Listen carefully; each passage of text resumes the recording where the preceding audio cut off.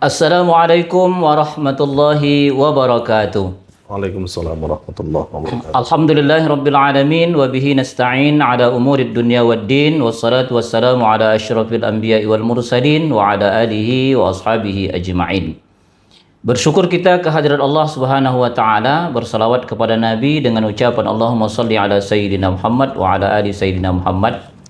Sahabat Ikma dimanapun Anda berada, kami doakan mudah-mudahan kita semua dalam keadaan sehat walafiat dan dimurahkan Allah rezeki kita masing-masing.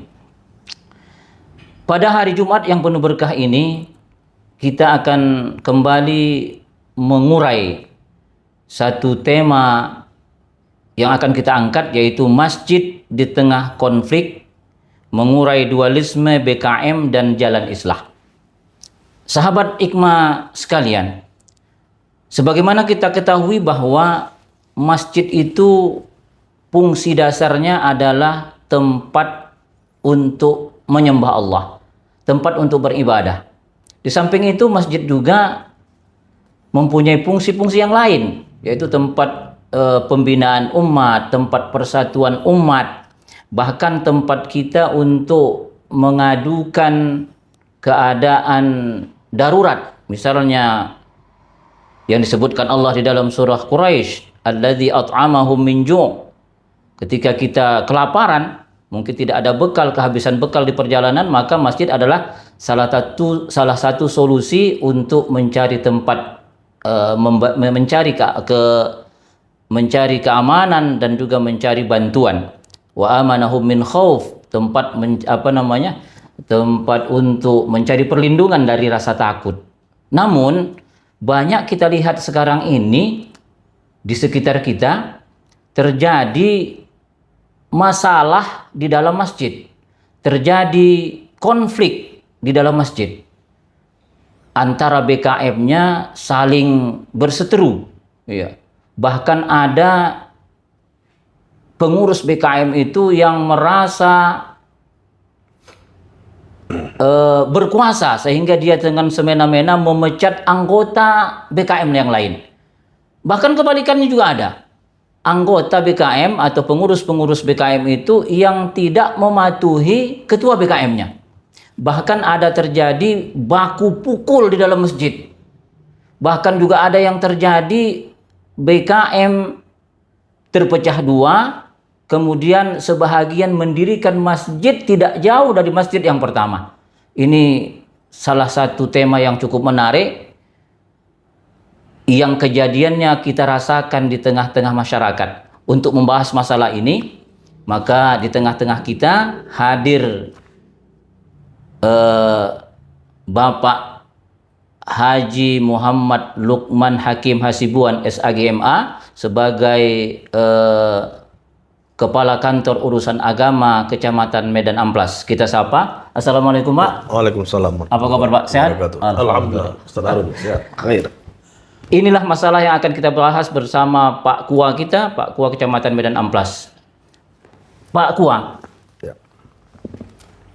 masalah masjid ini sungguh sangat konflik, ya. Sangat kompleks terjadi, ya. Perpecahan, bahkan perseteruan dan lain sebagainya. Menurut pengalaman Bapak, Ya. kira-kira apa akar masalahnya ini, Pak? Baik, sebelumnya saya ucapkan dulu Assalamualaikum warahmatullahi wabarakatuh. Waalaikumsalam warahmatullahi wabarakatuh. Senang sekali saya kembali bersama-sama di podcast Ikma Channel ini dalam kegiatan wadah informasi keagamaan bersama Ustadz Harun sebagai host pada hari ini. Berkaitan dengan pertanyaan yang disampaikan oleh Ustadz Harun tadi, ini berangkat dari pengalaman saya sebagai kepala KUA di beberapa wilayah di Kota Medan ini, di kecamatan di Kota Medan ini. Saya memang pernah langsung mengalami, kemudian memediasi beberapa kepengurusan BKM yang berselisih paham dan berseteru satu dengan yang lainnya. Dan alhamdulillah pada akhirnya hampir keseluruhannya selesai, mencapai titik temu. Berdasarkan pengamatan saya dari pengalaman yang saya alami ketika menangani permasalahan BKM ini, memang paling tidak saya melihat ini ada 4 faktor penyebab sering sekali masjid itu berpotensi terjadi perpecahan kepengurusan. Yang pertama, saya melihat ada ego kepemimpinan dan perebutan legitimasi. Sebenarnya kalau saya perhatikan semangat masyarakat, khususnya jemaah di lingkungan masjid itu sangat luar biasa. Kita berhusnuzon dengan keinginan mereka untuk memberikan kesempatan untuk mengurus masjid. Karena memang mengurus masjid ini harus kita pahami adalah sebuah amal kebaikan yang insya Allah kalau kita jalani dengan penuh keikhlasan akan bernilai ibadah dalam pandangan Allah Subhanahu wa Ta'ala. Nah, sering sekali ketika kita melihat di tengah-tengah masyarakat, di antara penyebabnya itu adalah adanya di antara tokoh-tokoh yang berpengaruh.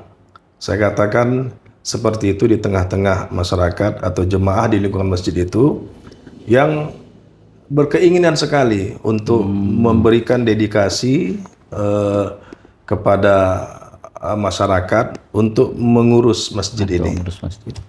Dan memang ketika keinginan itu yang begitu kuat, nah terkadang kita perhatikan di tengah-tengah masyarakat ini, kita melihat adanya keinginan yang terkadang melampaui batas dari etika-etika sosial kemasyarakatan. Saya sering mengistilahkan seperti itu.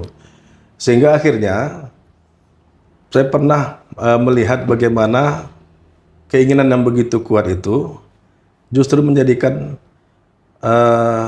ajang pemilihan BKM itu persis mirip dengan kepentingan politik.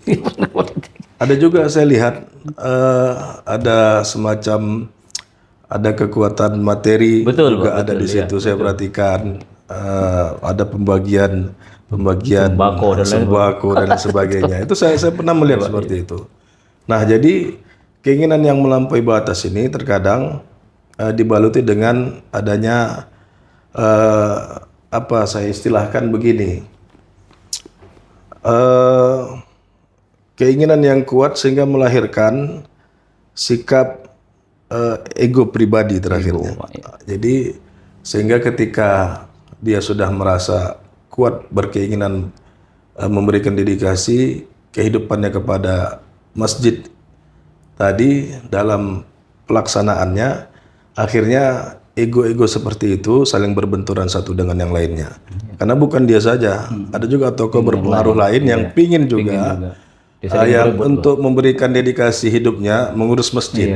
Akhirnya keinginan-keinginan yang varian ini bertemu dalam sebuah pemilihan kepengurusan. Nah, akhirnya di situ kita lihat terkadang masing-masing tokoh yang berpengaruh ini mereka memiliki basis massa ini, jemaah. Betul. Jadi akhirnya sering terjadi benturan. Itu pertama. Yang kedua, ketiadaan ADART terkadang di kepengurusan BKM itu. Saya sering melihat ada beberapa BKM itu ketika saya tanya mana ADART-nya, tidak ada. Mereka mengatakan tidak ada Pak. Jadi saya bilang kalau seperti itu ini manajemen insya Allah namanya kan. Manajemen insya Allah itu asal menjawabnya selalu insya Allah. Karena ada ketidakpastian jadinya. Akhirnya kita lihat sering sekali akibat tidak ada rambu-rambu peraturan ini tadi, sebuah BKM ini akhirnya merasa dan mengalami kebingungan sendiri ketika habis misalnya periode BKM. Atau barangkali ada ADART-nya tapi disembunyikan. Disembunyikan ada juga kita perhatikan fenomena seperti itu, sehingga yang lainnya karena tidak menemukan ADART mereka buat lagi ADART versi mereka. Ini sering terjadi. Kita berharap tentunya setelah melakukan musyawarah penyusunan ADART adalah rilis publikasi kepada jemaah. Tidak ada perlu yang disembunyikan di situ. Kemudian yang ketiga, ini kurangnya koordinasi.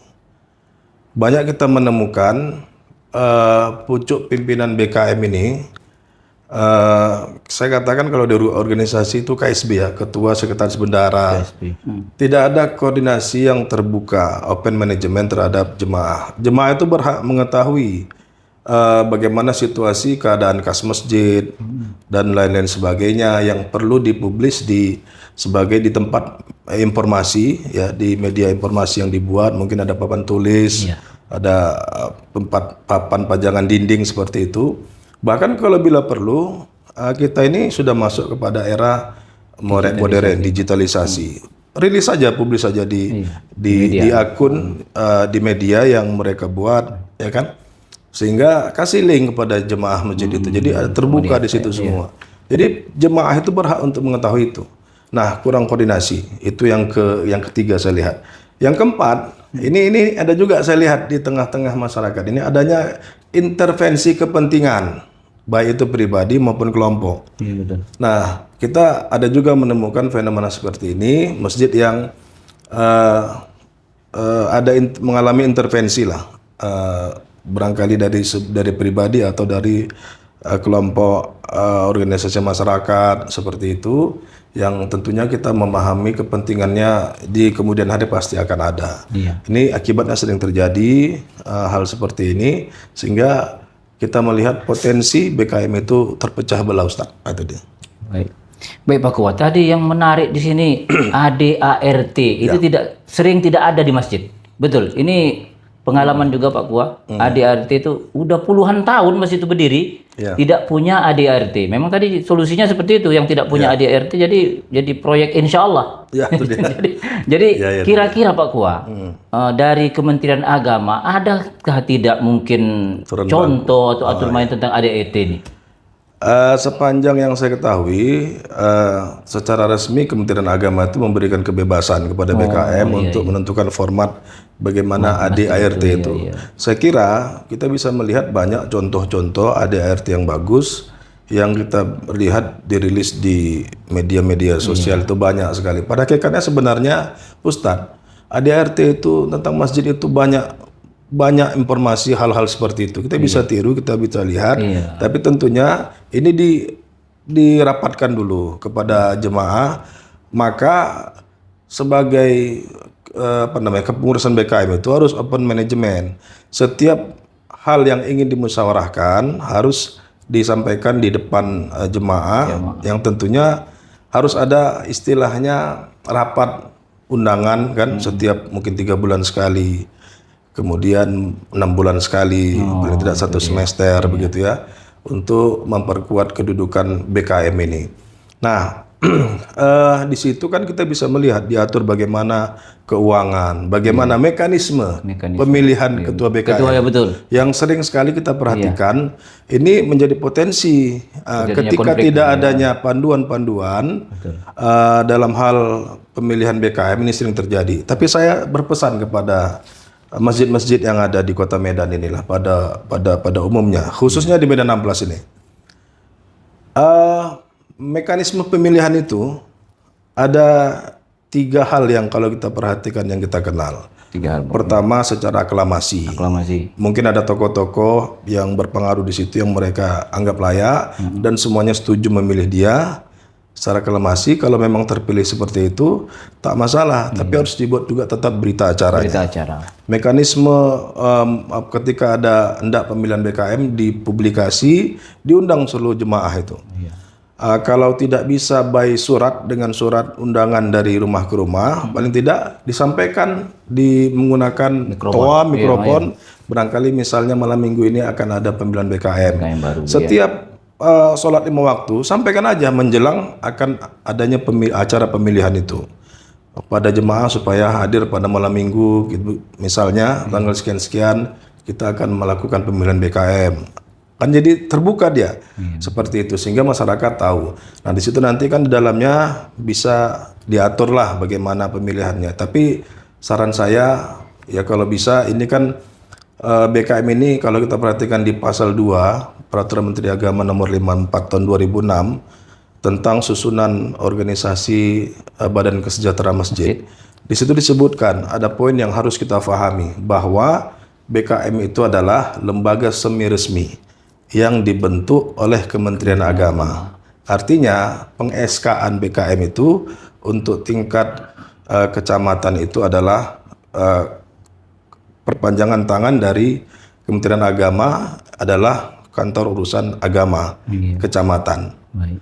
Jadi di situ disebutkan bahwa masalah peng-SK-an BKM itu adalah KUA. Nah, oleh karena itu ketika pemilihan itu diharapkan juga nih, ketika melihat ada potensi-potensi konflik, itu kelurahan dan KUA itu harus bekerja sama untuk memediasi, kemudian memfasilitasi pemilihan agar tercipta sikap fairness lah, ada fair gitu ya. Tapi saya berharap aklamasi. Yang kedua, formatur. Formatur ini bagian yang penting dan ini bisa menjadi solusi yang baik saya kira, karena formatur ini bisa kita ambil dari utusan masing-masing lingkungan yang memanfaatkan masjid itu, tokoh-tokohnya ajak rapat kumpul, ditunjuk masyarakat, tokoh-tokoh ini mereka pilih berapa, ya kan? Nah mereka lah yang bermusyawarah. Jadi tidak perlu sebenarnya mobilisasi massa yang begitu besar, sehingga akhirnya masjid itu kita lihat ramainya pada saat pemilihan BKM. Pada saat kesehariannya masjidnya sunyi, itu dia. Itu yang sering kita lihat itu. Betul. Nah kemudian kalau bisa, ini saran saya ini kepada melalui media podcast Hikmah Channel ini, hindarkanlah pemilihan bersifat one man one vote. One man one vote. Nah, ini yang kita lihat sering sekali mirip dengan pemilihan politik. Nah itu dia.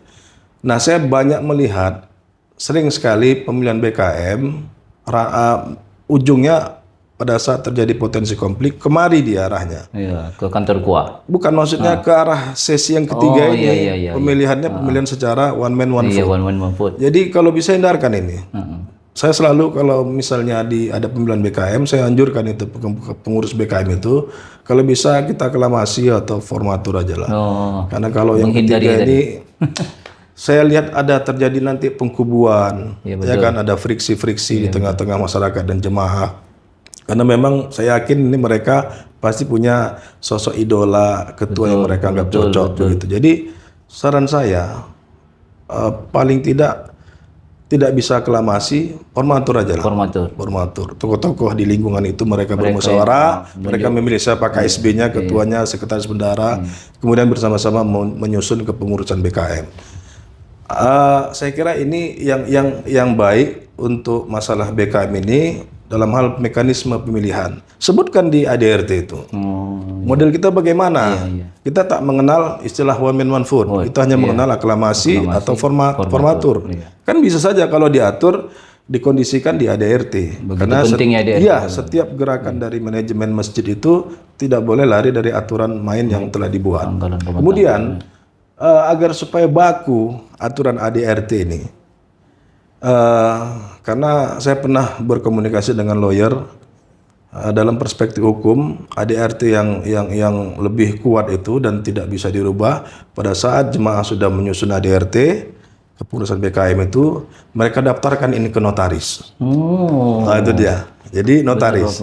Jadi siapa yang lari dari sini dalam perspektif hukum bisa dipermasalahkan. Nah, ini. Tapi kalau musyawarah begini saja kemudian dibuat cetak buku gitu kan, ya bisa sih bisa. Secara etika itu bagus. Tapi dalam perspektif hukum agar lebih bagus lagi, daftarkan ke notaris setelah ada ADRT. Semua berkaitan dengan kalau ada misalnya di situ menghasilkan lembaga BKM ini menghasilkan finansial barangkali. Agar tercipta akuntabilitasnya, ya misalnya kan masjid ini kadang-kadang mereka punya sekolah, ya kan, dan itu kan ada profitnya itu. Nah, jadi ya notariskan dari ADRT ini, apalagi ketika berbenturan Ustadz saya perhatikan ada lagi yayasan. Yayasan dalam masjid. Yayasan dalam ada badan wakaf, ada yayasan. Ini selalu sering bertumpang tindih dia. Kalau diatur dalam ADRT, misalnya yayasan ini bertanggung jawab kepada badan wakaf, gitu kan, jelas dia. Ini harus diatur hal-hal seperti itu di ADRT ini. Jadi tidak ada nanti celah-celah hukum yang bisa menjadi alasan untuk tidak kuat dalam hal ADRT itu. Nah, itu dia. Jadi pemirsa Ikma Channel terkhusus pengurus BKM yang belum punya ADRT, ini memang seharusnya masjid itu punya ADRT supaya jalan kepemimpinan masjid itu berjalan dengan lancar, begitu Pak Gua ya. Kemudian kalaulah Pak Gua setelah terlanjur sudah terjadi konflik dalam masjid itu, terkadang ini sudah sampai ke polisian, sampai ke pengadilan, kira-kira solusi terbaiknya apa kira-kira Pak Gua? Ya, ini berangkat dari pengalaman saya. Seperti itu sampai ke ranah polisi pun pernah kita memediasi masjid. Tapi pesan saya begini Ustadz, kita sebenarnya malu kita kalau misalnya permasalahan masjid ini sampai dibawa ke ranah polisi, kepolisian. Karena umumnya mereka seharusnya bertanya kepada kita tokoh agama nih, paling tidak yang lembaga agama yang bisa dijadikan tempat referensi. Ya kan? Kita saja memediasi itu, levelnya masih dalam hal ini KUA lah. Kenapa? KUA itu memiliki responsibilitas. Kenapa? Karena dia yang mengeskakan. Nah, SK BKM dari KUA Pak Gua ya. Oleh karena itu pada saat ada potensi konflik, kita ini kan di Quran itu disebutkan, kita ini mengurus masjid ini la masjidun usisa ala taqwa. Kita ini kan rasa takut ini kan luas maknanya ini. Ya kan, sikap takwa itu ya diantaranya ya jujur, integritas dan lain sebagainya. Ya sudah, kita mengurus masjid ini pondasinya adalah takwa, iman takwa. Jangan bawa kepentingan di masjid ini. Jadi ketika ada potensi konflik seperti itu, saya selalu mengarahkan kepada kawan-kawan langkah-langkah. Kalau sudah ada potensi konflik, saya juga sampai ke lurah-lurah ini. Kepling mengetahui potensi konflik di masjid itu. Kalau sudah masuk ranah konflik ini, ada potensi konflik, berkoordinasilah kepada lurah dan kantor urusan agama. Kalau sudah seperti itu, kita yang turun menjadi mediasi mekanisme pemilihan. Tapi biasanya rata-rata hal seperti ini, karena ADRT-nya lemah, tidak kuat, tidak tersosialisasikan dengan baik. Jadi kita melakukan cipta kondisi pemilihan pada saat terjadi potensi konflik. Ya kan? Jadi malu kita kalau sebenarnya Ustadz sampai ke ranah polisi menyelesaikan masalah masjid ini. Ya karena ujung-ujungnya ada unsur pidana, bisa saja pemalsuan dokumen. Ini kadang-kadang kita perhatikan banyak BKM ini, kita karena ingin mengabdi, berdedikasi kepada masjid ini berlebihan dia, melampaui etika. Akhirnya pengalaman kita ada menemukan ternyata tanda tangan rapat itu adalah pada saat STM, STM masalah tantangan STM atau wirid yang digunakan dibuat sebagai pemilihan.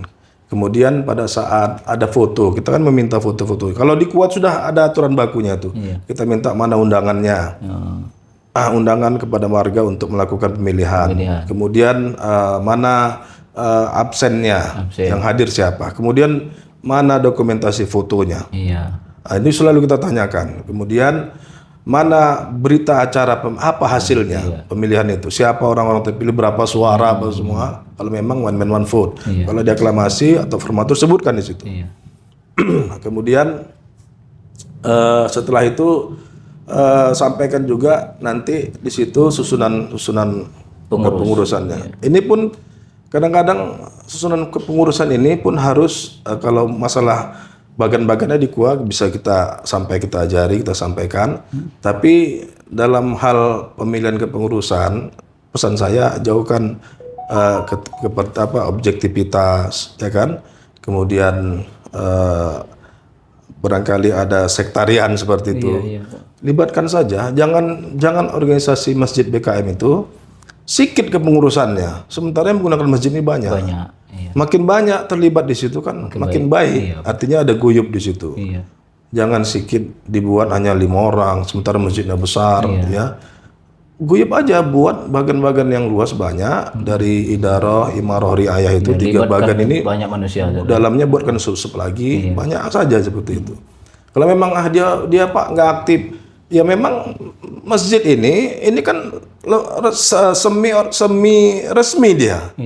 Jadi bukan seperti partai politik, kalau nggak aktif pecat, begitu.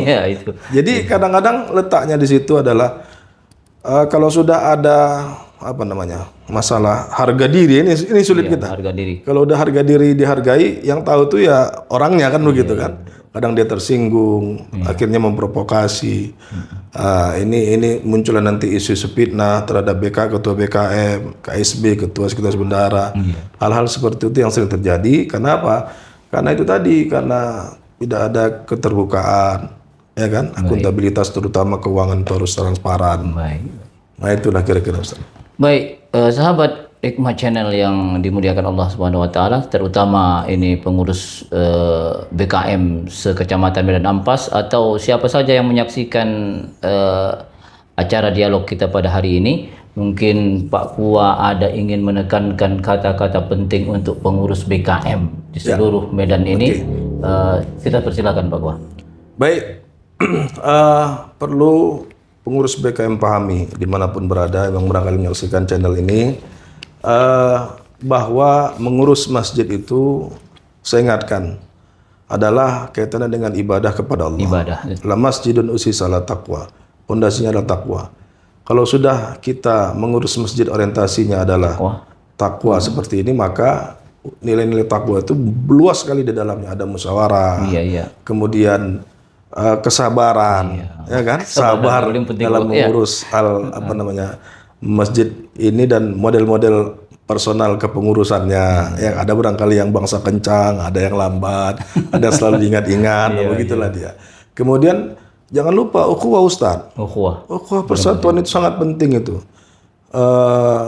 Ukhuwah Islamiyah. Jangan sampai masjid ini kayak di masa Nabi ada masjid Dirar ya. Sampai dihancurkan oleh Nabi itu. Karena masjid ini banyak mafsadatnya ketimbang masalahnya. Masjid itu menjadi media agitasi, provokasi, fitnah dan sebagainya. Hal-hal seperti ini tentunya jauh dari nilai-nilai masjid itu. Bahwa masjid itu adalah untuk fungsi ibadah dan pembinaan umat tentunya. Itu saja barangkali pesan saya. Tentu ADRT jangan lupa ya, ADRT. ADRT, itu dia. ADRT yang paling penting nih Pak Kua ya. Dengan ADRT ini bisa berjalan masjid itu dengan jangan sampai baik ya. Jangan sampai Ustaz Harun kita dengar manajemen insya Allah. Insya Allah. Asal ditanya jawabnya insya Allah semuanya. Nggak ada yang pasti. Ada yang pasti. Baik, jadi butuh kepastian. Iya. Baik, sahabat Hikmah Channel dimanapun Anda berada, itulah dia tadi dialog kami bersama Pak Kua, Kepala Kantor Urusan Agama Kecamatan Medan Amplas, Bapak Haji Lukman Hakim Hasibuan SAGMA, yang telah membahas luas tentang masjid, tentang konflik masjid. Mudah-mudahan dialog ini bermanfaat untuk kita semua, terutama untuk pengurus masjid, untuk jamaah masjid, agar kedepannya masjid kita di Medan Amplas ini lebih baik ya. Masjid kita di Medan Amplas ini bisa menjadi percontohan sebagaimana masjid-masjid yang ada ya seperti Jogokarian begitu Pak Kua ya. Mungkin sampai disitulah dialog kita pada hari ini, mudah-mudahan ada manfaatnya. Dan kami tutup dengan wassalamualaikum warahmatullahi wabarakatuh. Waalaikumsalam. Terima kasih Pak Kua. Syukran.